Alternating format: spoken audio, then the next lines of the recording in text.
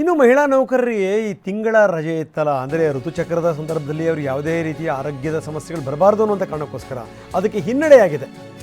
ಸರ್ಕಾರದ ಆದೇಶಕ್ಕೆ ಹೈಕೋರ್ಟ್ ಮಧ್ಯಂತರ ತಡೆ ಕೊಟ್ಟಿದೆ. ಯಾಕೆಂದರೆ ಬೆಂಗಳೂರು ಹೋಟೆಲ್ ಸಂಘ ಇದಕ್ಕೆ ಸಂಬಂಧಪಟ್ಟಂಗೆ ಕೋರ್ಟ್ ಮೊರೆ ಹೋಗಿತ್ತು. ಕಾಯ್ದೆಯಲ್ಲಿ ಇಲ್ಲದಂತಹ ನಿಯಮಗಳನ್ನು ಆದೇಶದ ಮುಖಾಂತರ ಜಾರಿಗೊಳಿಸಲಾಗಿದೆ ಎನ್ನುವಂಥ ದೂರು. ಸರ್ಕಾರದ ಈ ಏಕಪಕ್ಷೀಯ ಆದೇಶ ಇದೆಯಲ್ಲ, ಅದು ಸಮಸ್ಯೆಗಳನ್ನು ತಂದೊಡ್ಡುತ್ತೆ ಅಂತ ವಾದ ಮಂಡಿಸಲಾಗಿತ್ತು.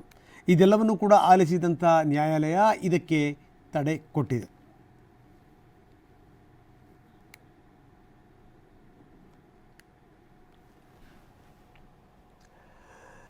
ಯಾವುದೇ ಸಿನಿಮಾ ಹಿಟ್ ಆದಮೇಲೆ ರಿಷಬ್ ಶೆಟ್ಟಿ ಮತ್ತೆ ದೈವದ ಬಳಿ ಬರ್ತಾರೆ, ದೈವಕ್ಕೆ ಹರಕೆಯನ್ನು ತೀರಿಸ್ತಾರೆ, ಹರಕೆ ಕೋಲ ಮಾಡ್ತಾರೆ.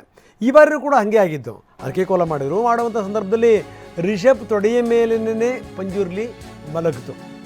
ಇದಕ್ಕೆ ಸಂಬಂಧಪಟ್ಟಂಗೆ ಈಗ ಶುರುವಾಗಿದೆ. ಅದು ಮಲಗಿದ್ದು ಪಂಜುರ್ಲಿ ಅಲ್ಲ, ನರ್ತಕ ಅಂತ. ದೈವವಲ್ಲ, ಬದಲಾಗಿ ದೈವ ನರ್ತಕ ಅಂತ ಜಾಲತಾಣದಲ್ಲಿ ಆಕ್ರೋಶ ವ್ಯಕ್ತವಾಗಿದೆ.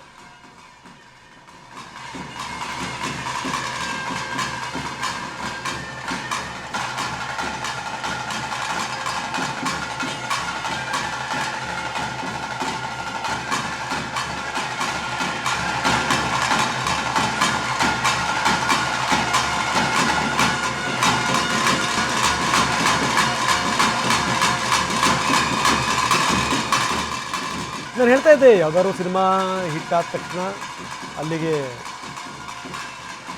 ರಿಷಬ್ ಹೋಗ್ತಾರೆ, ತಮ್ಮ ಹರಕೆಯನ್ನು ತೀರಿಸ್ತಾರೆ. ಅದೇ ರೀತಿ ಹರಕೆ ತೀರಿಸಲಿಕ್ಕಿಂತ ಹೋಗಿದ್ದರು, ಆವಾಗ ಕೋಲ ನಡೆದಿತ್ತು. ಆ ಸಂದರ್ಭದಲ್ಲಿ ನೋಡಿ, ಈ ರೀತಿ ತೊಡೆಯ ಮೇಲೆ ಮಲಗಿದ್ದು. ಇದಕ್ಕೆ ಸಂಬಂಧಪಟ್ಟಂಗೆ ಈಗ ಬೇರೆ ಬೇರೆ ಪ್ರತಿಕ್ರಿಯೆಗಳು ಬರ್ತಾ ಇವೆ. ತಮ್ಮಣ್ಣ ಅನ್ನುವಂಥವ್ರು ಮಾತಾಡಿದ್ದಾರೆ ಇದಕ್ಕೆ ಸಂಬಂಧಪಟ್ಟಂಗೆ. ಬನ್ನಿ ಏನು ಹೇಳ್ತಾರೆ ನೋಡೋಣ. ಕಾಂತಾರದಿಂದಲೇ ಈಗ ಬೀದಿಗೆ ಬಂದಿದೆ ದೈವಗಳು.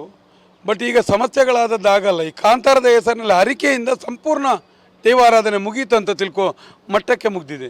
ಇಲ್ಲಿ ರಿಷಬ್ ಶೆಟ್ಟಿಗೆ ಡೇಟ್ ಉಂಟು ಅಂತ ಹೇಳಿ ಮಂಜುನಾಥನನ್ನು ಬದಿಗೆ ಬಿಟ್ಟು, ದೇವರನ್ನು ಬದಿಗೆ ಬಿಟ್ಟು ನೇಮ ಮಾಡಿದವರು ಇವರು.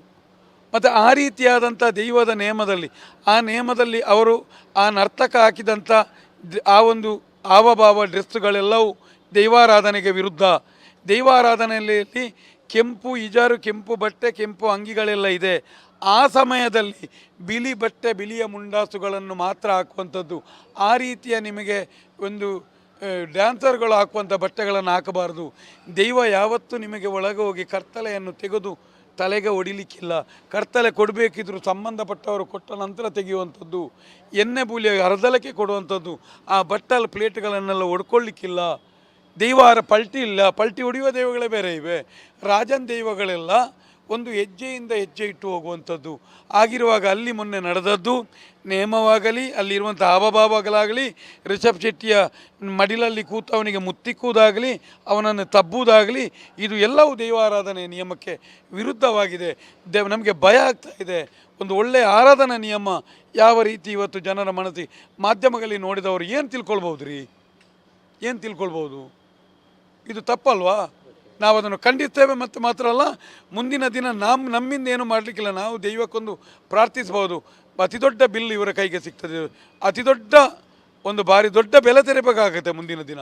ಯಾಕಂತ ಹೇಳಿದ್ರೆ ಬೇರೆ ಬೇರೆ ರೀತಿಯಲ್ಲಿ ಇಲ್ಲಿ ದೈವಗಳಿಗೆ ಜನರನ್ನು ಮೆಚ್ಚಿಸಲಿಕ್ಕೋಸ್ಕರ ಇವರ ಒಂದು ಚಿಕ್ಕ ಕ್ಷೇತ್ರವನ್ನು, ಇವನನ್ನು ರಿಷಬ್ ಶೆಟ್ಟಿಯನ್ನು ರಾಯಭಾರಿಯನ್ನಾಗಿ ದೂರದ ಭಕ್ತರನ್ನು ತರಿಸಿ ಮೋಸ ಮಾಡುವಂಥ ಕೆಲಸಗಳಿದು ಆಗಿರುವಾಗ